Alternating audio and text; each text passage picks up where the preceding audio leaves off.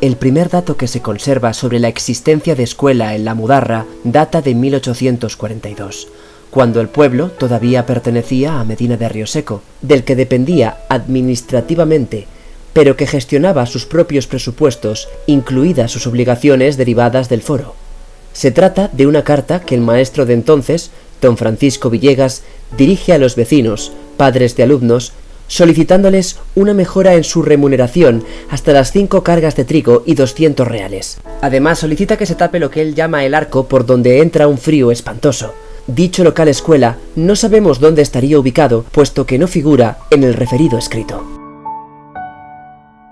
Es en julio de 1851 cuando, cumpliendo con lo prevenido y solicitado en una circular del señor gobernador y publicada en el Boletín Oficial de la provincia, el alcalde don Vicente Vázquez justifica la cuenta de 80 reales reflejados en el presupuesto municipal en los siguientes términos. Primeramente, 2 bancos que han costado los dos 50 reales. Segundo, 2 bancos de una tabla con 2 pies han costado 30 reales, cuyos efectos pertenecen al año de 1850 y se han colocado en el local de la escuela.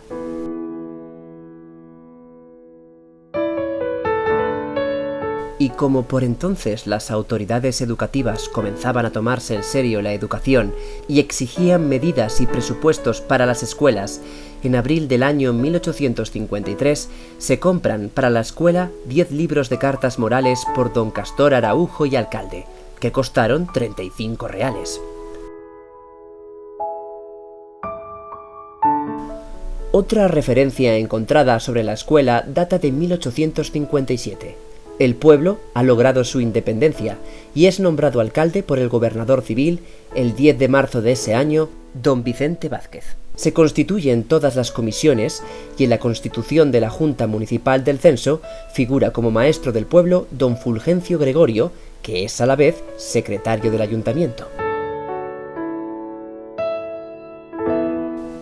Por aquel entonces, al maestro le pagaba el ayuntamiento y los propios padres de alumnos que podían permitírselo, con dinero y especialmente con especies que podían ser de muchos tipos. Aquellos años la asistencia a la escuela era obligatoria por ley desde 1857. En los pequeños pueblos, la asistencia dependía de algunos factores. El famoso refrán de que ganas menos que un maestro de escuela era una realidad. El sueldo salía de lo que aportaban los padres de los niños ricos, en metálicos o en especies y la aportación municipal, que por el servicio y por la educación a los niños pobres y sin recursos. Y aquí 2 consideraciones. Las familias con recursos, pero escasos, dejaban de enviar a los niños a la escuela porque se evitaban ese gasto e incluso les eran necesarios para algunas labores. Otra consideración era que la designación de niños pobres era realizada por un miembro del ayuntamiento o designado por él y según fueran sus recursos nombraba como pobres a un mayor o menor número de niños y además era normalmente motivo de controversia por los que no eran incluidos.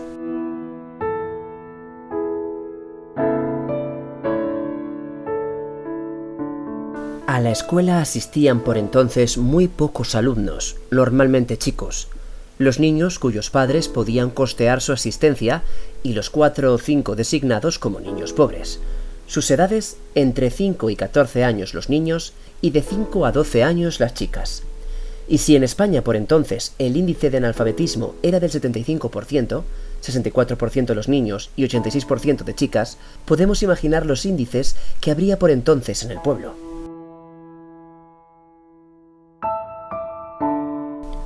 Es al año siguiente cuando el ayuntamiento acuerda aumentar el presupuesto asignado al maestro teniendo en cuenta lo dispuesto en el artículo 202 de Ley de Instrucción Pública sobre poblaciones de menos de 500 habitantes. Consultado el gobernador civil, se acuerda asignar al maestro 600 reales, teniendo en cuenta que el pueblo dispone de muy pocos recursos. Pero no solamente se ha de cumplir en cuanto al sueldo del maestro, sino que también han de afrontar un gasto en material escolar de 498 reales. Ante la imposibilidad de cumplir con lo dispuesto en la ley, el ayuntamiento contesta al gobernador que hagan lo que crean conveniente porque donde no hay...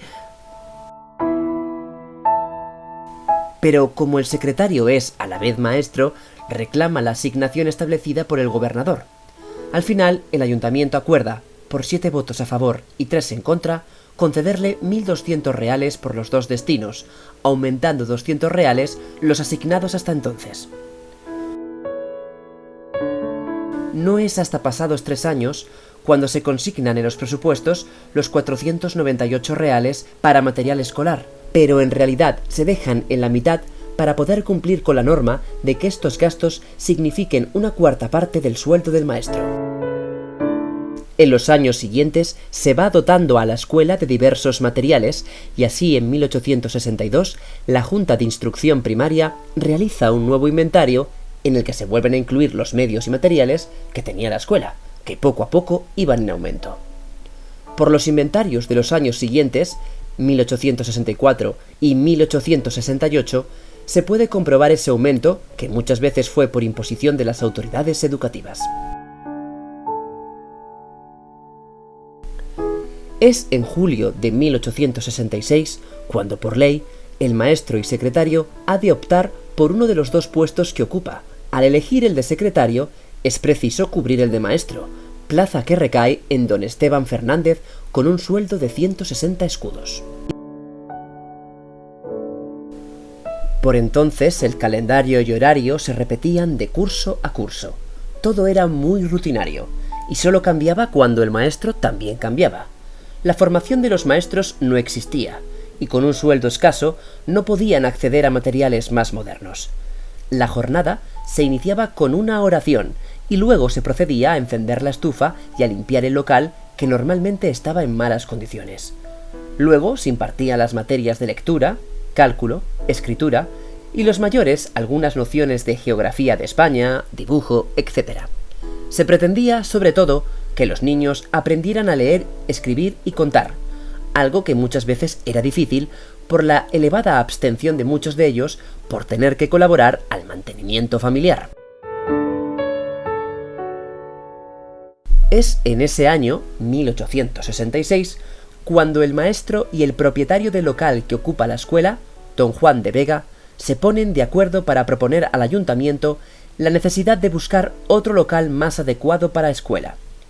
Se elige una casa situada en la Plaza Mayor, propiedad de don Vicente Nieto, por una renta anual de 160 escudos, la cual se adecenta para poder ser utilizada además por el ayuntamiento para sus reuniones. Esas obras de adecuación no fueron suficientes y las deficiencias siguieron siendo denunciadas por el maestro, por lo que al año siguiente, 1867, se piden al gobernador fondos para la construcción de una nueva escuela en el pueblo, fondos que vuelven a pedirse al siguiente año. Esta petición no fue atendida, pero sí autorizó a finales de ese año la creación de una escuela nocturna los meses de menor actividad agrícola, diciembre y enero, que el maestro impartió de forma gratuita. Todos estos incumplimientos y peticiones llevan en 1868 al gobernador civil a pedir la supresión de la escuela en La Mudarra e incorporarla, junto a Valverde y Villanueva, a Medina de Rioseco. El ayuntamiento se opone rotundamente y envía un escrito a la reina Isabel II para que interceda ante el gobernador. Razones: los 30 kilómetros que deberían de hacer diariamente los 60 niños y niñas hasta Rioseco, la desatención judicial que sufriría el pueblo, los costes que originarían los desplazamientos a la cabeza del partido, y por la disposición a una mayor aportación económica que estarían dispuestos los vecinos para el mantenimiento de su escuela. Escrito que firman 56 vecinos encabezados por su alcalde, don José Cebrián. El 2 de diciembre de 1868, siendo alcalde don Toribio Díez, la Junta Local de Instrucción Primaria propuso el alquiler de una casa para el maestro de instrucción primaria, así como también un local para la escuela copropiedad de los menores Paula y Nicolás Nájera, representados por don Vicente Vázquez, y del matrimonio formado por Braulio Cebrián y Mercedes Nájera, situada en el número 6 de la calle Barrio Nuevo, abonándoles el ayuntamiento por el año 1869 la cantidad de 32 escudos. Y es en agosto de 1869 cuando el maestro consigue traslado y la plaza pasa a ser ocupada por don León de la Varga, y en su contrato se estipula sus emolumentos: 200 escudos anuales más un cuarto por niño en lectura, 2 en escritura y 3 en matemáticas. Además, se le concede casa y efectos.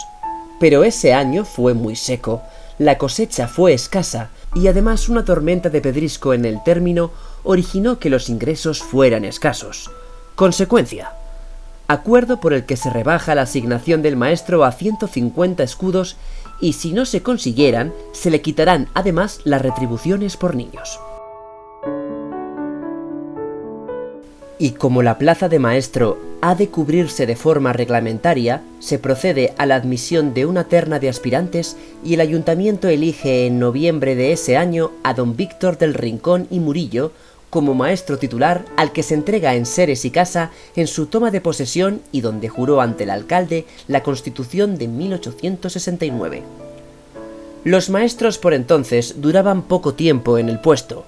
El escaso sueldo que se les asignaba originaba que cuando conseguían plaza en otro pueblo, abandonaran la misma.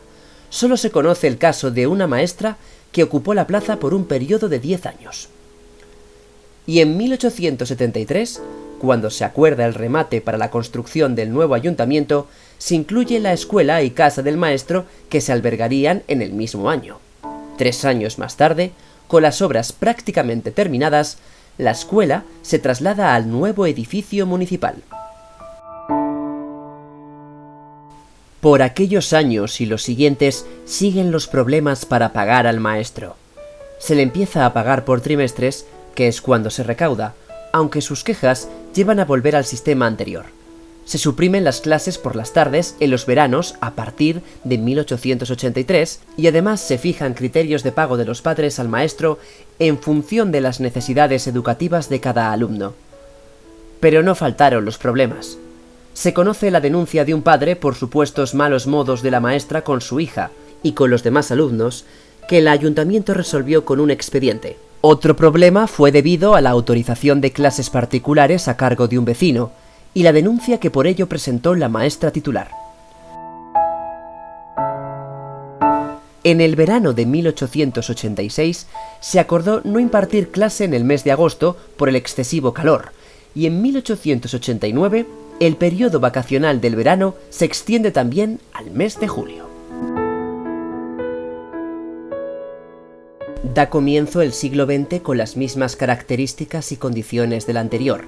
El secretario don José Nájera es a la vez el maestro, con sueldo escaso a cargo de los fondos públicos y aportaciones de los padres, y todo supervisado por la Junta Local de Primera Enseñanza. Es en el primer año de este siglo, dado que el maestro no utilizaba la casa ubicada en el edificio del ayuntamiento, que se destina ese local para pernocte de pobres y retención de presos, para cumplir lo legislado sobre ello. La casa del maestro vuelve a estar a su disposición 3 años más tarde, cuando se construye la llamada Casa Asilo de Pobres. En el año 1902 hay un cambio considerable en cuanto al nombramiento de maestro, ya que este pasa desde entonces a ser prerrogativa del rector de la Universidad de Valladolid, nombrando por vez primera a doña Filomena Velasco.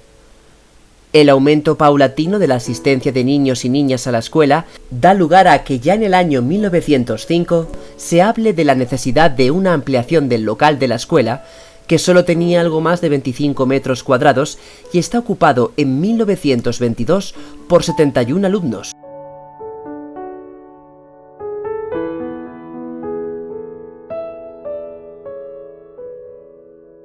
Aunque no es hasta el mes de abril de 1927 cuando se desdobla la escuela de niños y niñas en 2 unidades independientes. Se conoce el dato de que ese mismo año asistían a la escuela de niños regentada por don José Arroyo un total de 32 niños y, aunque no se conoce el de niñas, podemos afirmar que estaría en un número aproximado.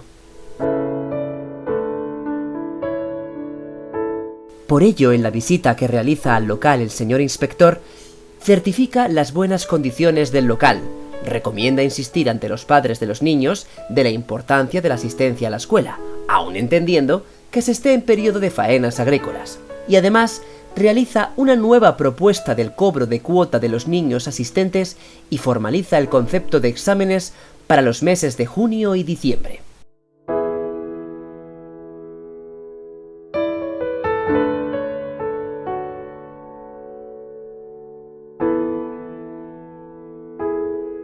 En el año 1931, con la Primera República, son retirados los crucifijos de las escuelas y no se tiene constancia de que también sucediera con la Segunda República, aunque en esos años se comenzó a solicitar la construcción de unas nuevas escuelas.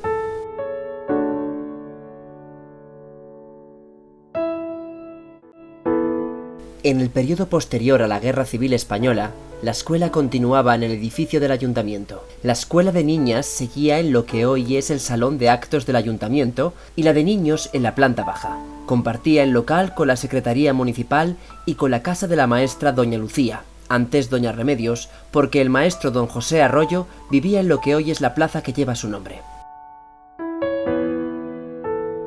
Asistían a la escuela casi un centenar entre ambos sexos, de entre 5 y 15 años. La escuela tenía una decoración austera, con pupitres bipersonales con rejilla de madera a los pies para evitar el frío, y sin que faltaran varios encerados de madera pintada y alguna lámina en las paredes. No faltaba el crucifijo, el cuadro de Franco y otro con la Virgen, a la que se llevaban flores en el mes de mayo y se rezaba el rosario durante todo el mes. Se acudía a la escuela con muy poco material, los pequeños la cartilla y los demás la pizarra y el pizarrín, el catecismo, el cuaderno de escritura para escribir el dictado y la enciclopedia del grado que correspondiera.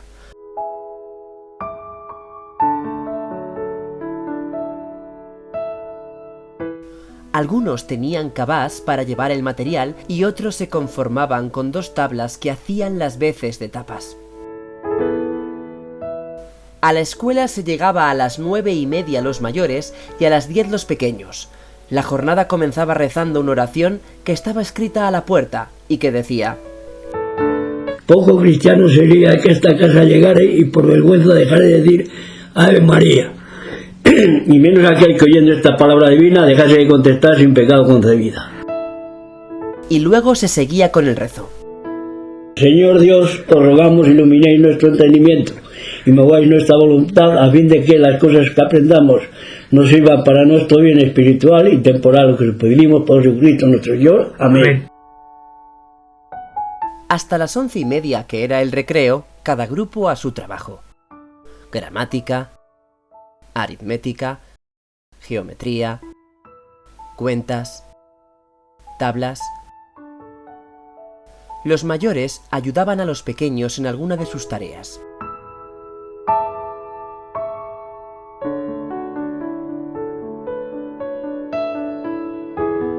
Los mayores tenían un cuaderno especial y cada cierto tiempo pasaban a limpio algún tema destacable.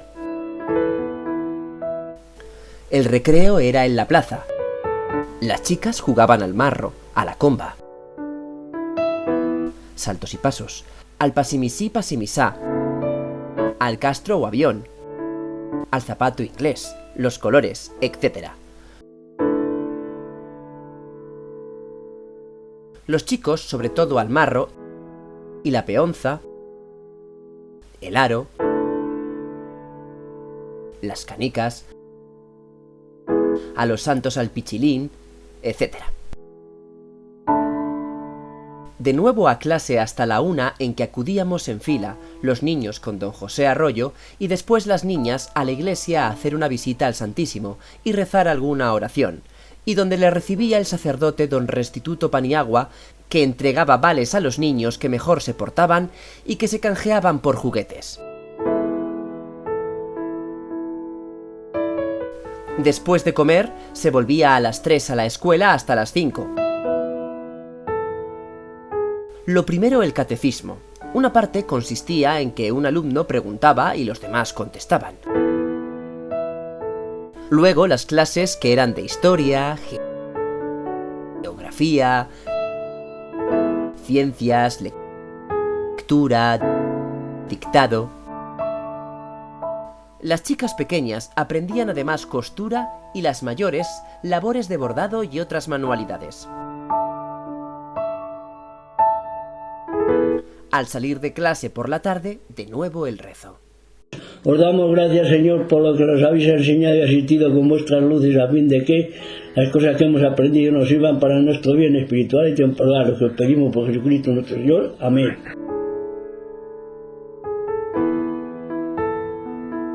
Es en febrero de 1955 cuando el ayuntamiento aprueba un primer proyecto de construcción de nuevas escuelas realizado por don Julio González Martín, que presenta ante la Junta Provincial de Construcciones Escolares.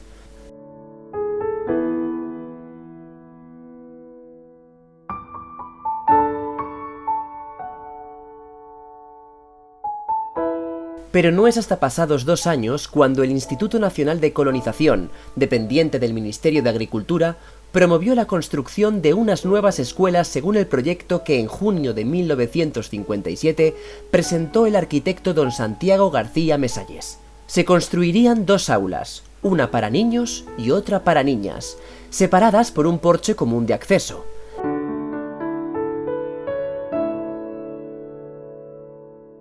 Cada escuela constaría de un vestíbulo con percheros, despacho para el maestro, cuarto de material, aseos y sala-aula con amplios ventanales orientados al sur y pequeños y altos orientados al norte.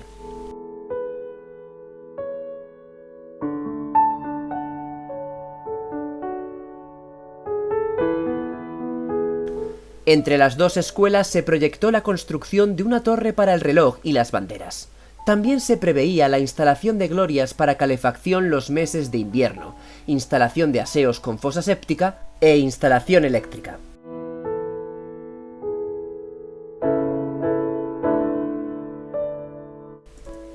El presupuesto de las obras ascendió a la cantidad de 358.316,28 pesetas y se adjudicó por 333.376,40 pesetas a don Félix Cepeda Carranza. Se inauguran el 21 de junio de 1959 bajo el nombre de Grupo Escolar Cristina Cabestany, cuando ya llevaban funcionando un tiempo, y para coincidir con otras obras importantes, con la asistencia de la esposa de don Rafael, fallecido el año anterior, Enriqueta Cantos Figuerola, y su hija Cristina Cabestany. Aquellos años y los siguientes, en las recién estrenadas unidades de niños y niñas, se seguía con el mismo sistema heredado de los años anteriores. A destacar por la mañana, izado de la bandera, a mediodía rezo del Ángelus y por la tarde canto del Cara al Sol. Eso sí, al no haber agua corriente los aseos no funcionaban y los niños tenían que hacer sus necesidades en el campo próximo con permiso de los maestros.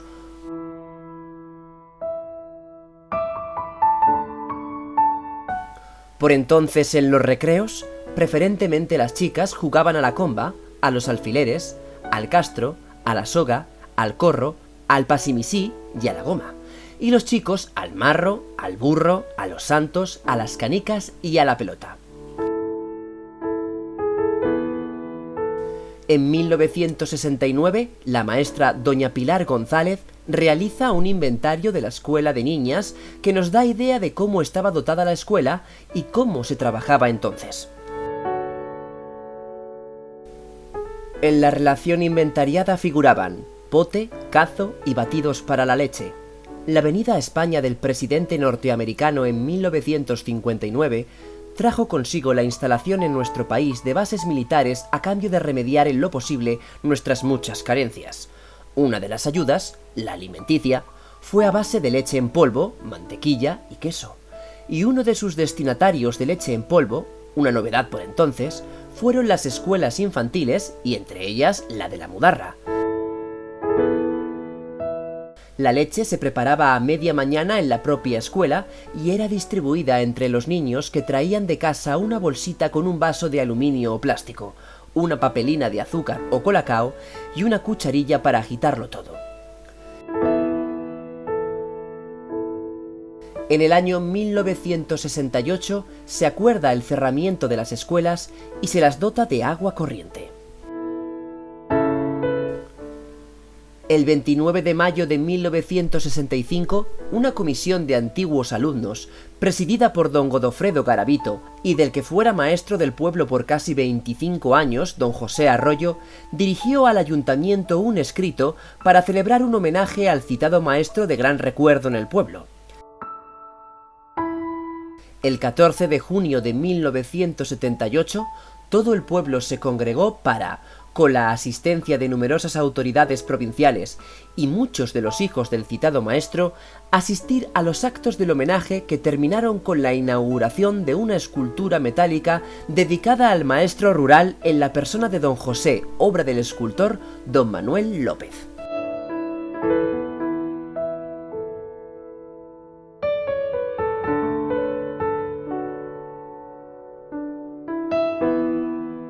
La Ley General de Educación de 1970, EGB, dividió los 8 cursos obligatorios en 2 etapas, que se convirtieron en 3 ciclos con la reforma de 1980-82.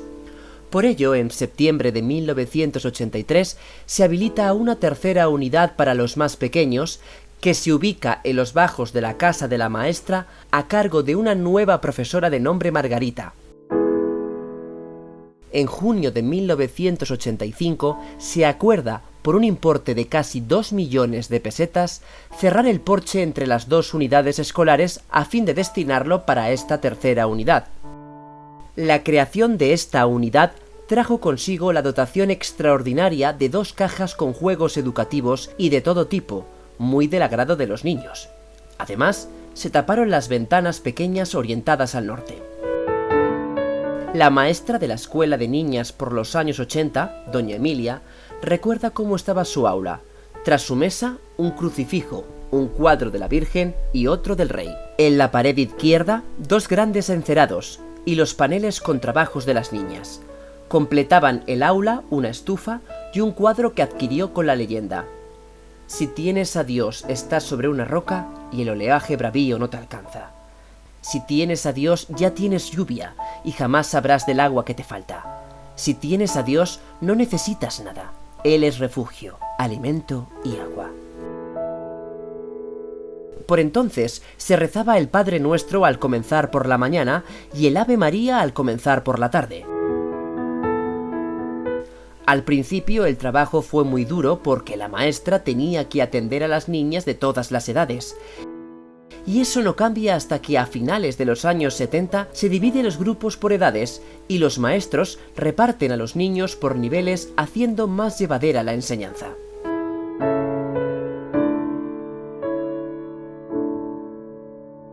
En 1981, y por orden ministerial, la Escuela Unitaria de Niños y Niñas pasa a denominarse Escuela Graduada de 2 Unidades de EGB.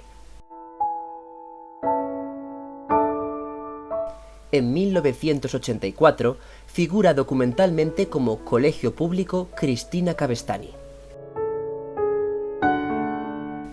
En el año 1987 se reforma el patio construyendo una pista polideportiva en el patio de las escuelas y un parque infantil.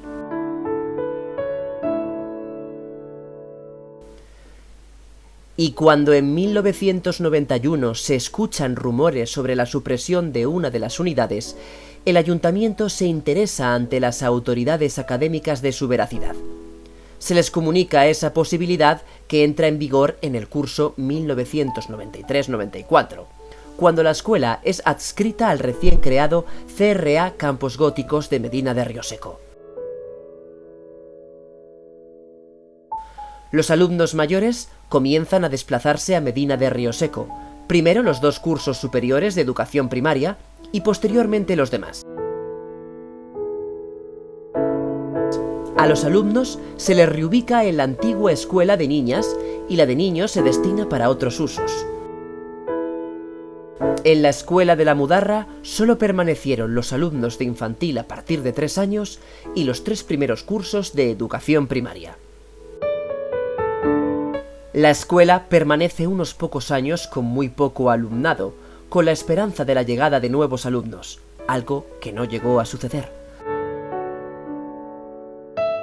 A finales del curso 2005-2006 cierra de forma definitiva la escuela de la Mudarra, siendo la última maestra doña Noemí Calvo Coca.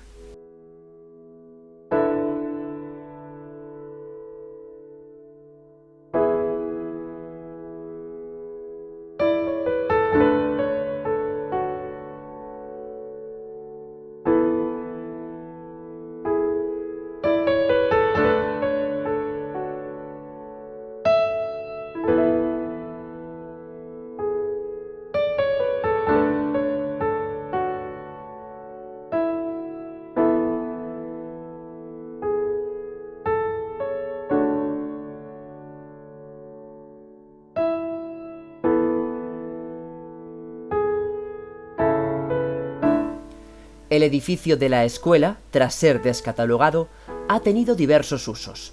La antigua unidad de niños ha servido de sala de exposiciones, sala de proyecciones, aula de gimnasia, etc. La unidad de niñas estuvo sin uso específico hasta que en el año 2018 el ayuntamiento la adaptó como velatorio municipal. El aula de pequeños, además del uso que tuvo como despacho y aula de profesores, y más tarde Centro Comarcal de Profesores, es utilizada actualmente para impartir las clases del Aula de Cultura de la Diputación Provincial.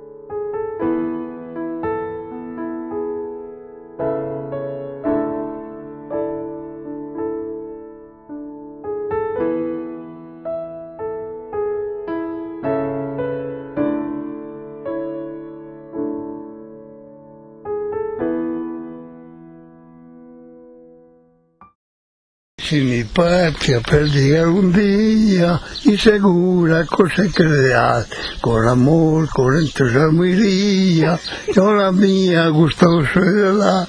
Yo quiero ser digno de ti, te quiero dar cuenta de mí, patria ideal, noble nación, te quiero dar mi corazón.